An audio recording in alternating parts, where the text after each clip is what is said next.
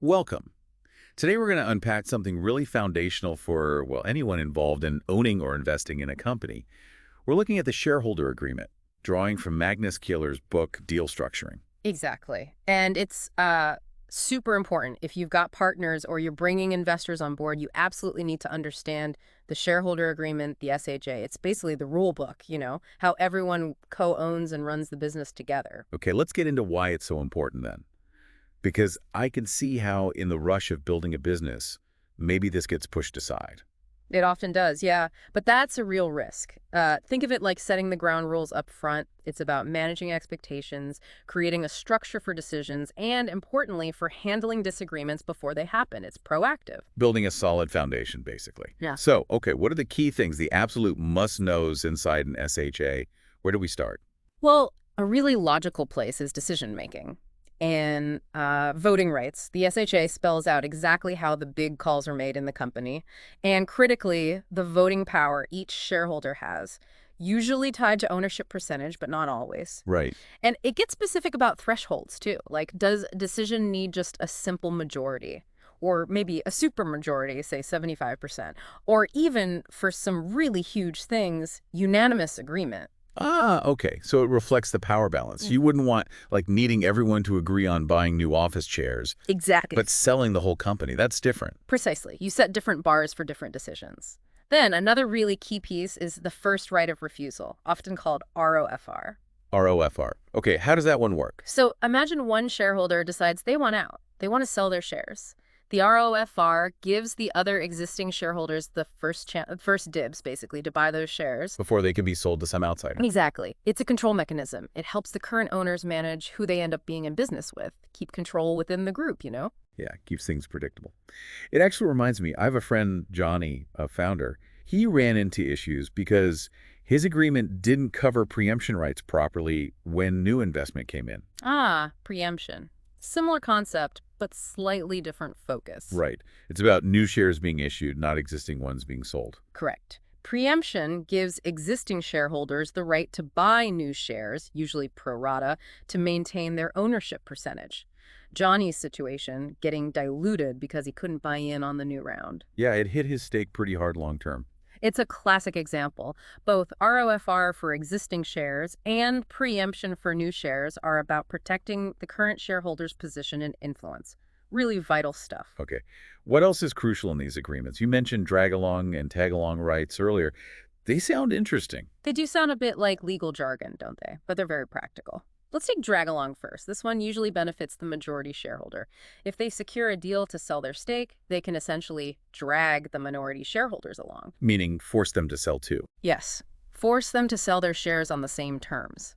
It ensures a buyer can get 100% of the company, which is often what buyers, especially VCs or strategic acquirers, insist on. They want a clean structure. I see. So it smooths the path for a potential future sale of the entire company. Makes it more attractive. That's a big part of it, yeah. It removes potential roadblocks for minority holders who might otherwise object or try to negotiate separately. Okay, so that's drag-along. What about tag-along? Sounds like the opposite. It kind of is. Tag-along rights protect the minority shareholders. If a majority shareholder finds a buyer for their shares, the tag-along clause lets the minority holders tag along, join the sale, and sell their shares too on the exact same terms and price.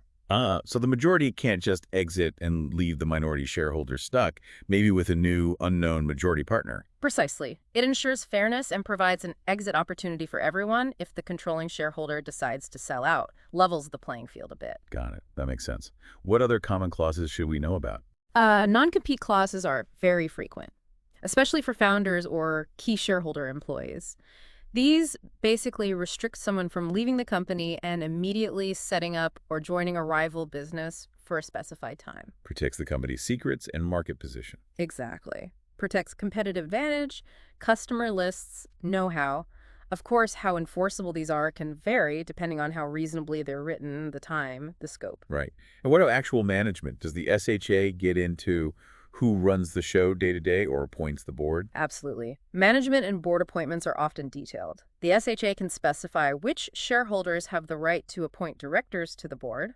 For investors putting in serious money, getting board seat is often non-negotiable. Gives them oversight and a say in strategy. Definitely. It's about protecting their investment and making sure the company aligns with their expectations. Influence at the highest level. Makes sense. Anything else, Major? One more key area, information rights. The SHA can guarantee specific shareholders access to company financials, key performance indicators, operational data, things like that. So they can actually see how their investment is doing. Transparency. Yeah, transparency and the ability to monitor performance. It's crucial for holding management accountable and making informed decisions. Okay, this is all within the shareholder agreement. But companies also have articles of association. How do these two documents relate? Are they basically the same? That's a really common question, and no, they're distinct. The Articles of Association are more like the company's constitution. It's a public document filed usually when the company is formed. It sets out the basic internal rules, share capital, director powers, basic shareholder rights. It binds the company, the directors, and all shareholders. It's a baseline governance. Okay, public foundational rules, so the shareholder agreement. The SHA is a private contract between some or all of the shareholders. It goes into much more detail about their specific relationship with each other. Things like those complex voting agreements we talked about, dividend policies, how they'll resolve disputes amongst themselves. It fine-tunes the interaction. So articles are the public framework. SHA is the private deal between owners. That's a good way to put it. And generally, the articles take legal precedence if there's a direct conflict on corporate governance stuff. But for the specific matters agreed between the shareholders of the SHA, like the ROFR or tag-along rights, the SHA usually governs their relationship, provided it doesn't break the law or contradict the articles in a fundamental way. Okay, that clarifies the distinction nicely. So summing up the advantages then, why bother with the complexity of an SHA? Well, the pros are pretty significant. Number one, clarity. Everyone knows where they stand on rights, responsibilities. Number two, decision-making framework. Avoids deadlocks or confusion. 3. Dispute resolution mechanism, much cheaper than court usually. 4. Minority protection, those tag-along rights, information rights. 5.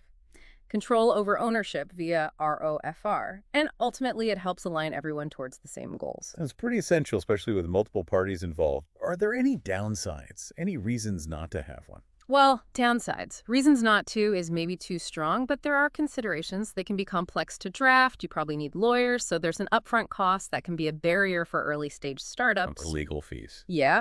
Also, they do restrict flexibility. Shareholders can't just act unilaterally if the SHA dictates otherwise. The negotiation itself, agreeing on the terms, can sometimes cause friction right at the start.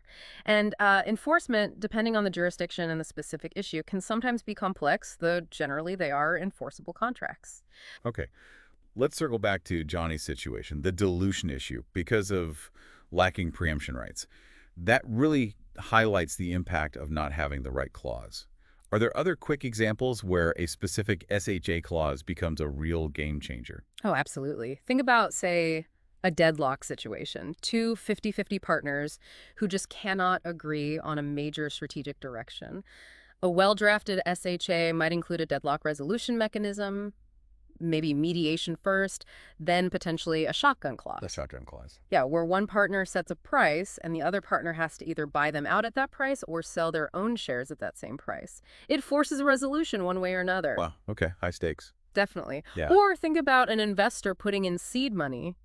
They might negotiate for specific reserved matters in the SHA decisions the company cannot make without their explicit consent, even if they're a minority shareholder. Things like changing the business fundamentally, taking on significant debt, or issuing more shares above a certain level. So it's really about foreseeing potential friction points or future events and building in the rules ahead of time. That's exactly it. It's not a template you just download. A good SHA is tailored. It reflects the specific deal, the specific company, the specific relationships and concerns of those shareholders. Needs careful thought. This has been incredibly helpful in understanding the nuts and bolts for listeners who want to really get deeper into this and, frankly, other critical parts of making deals happen. We definitely recommend checking out Magnus Kjøller's book, Deal Structuring. It covers this chapter we've discussed, plus a lot more. It's getting great reviews, really picking up steam on Amazon as a practical guide. It is indeed. And for more tools, templates, maybe other resources related to structuring deals, Magnus also has the website dealstructuring.com. Worth a look. Definitely. So to leave our listeners with something to think about, based on what we've talked about today, maybe consider your own situation, past experiences, or future plans. What specific clauses in a shareholder agreement do you now see as being most critical for ensuring a partnership is well, successful, and runs smoothly. It's certainly worth pondering. Thanks for tuning in.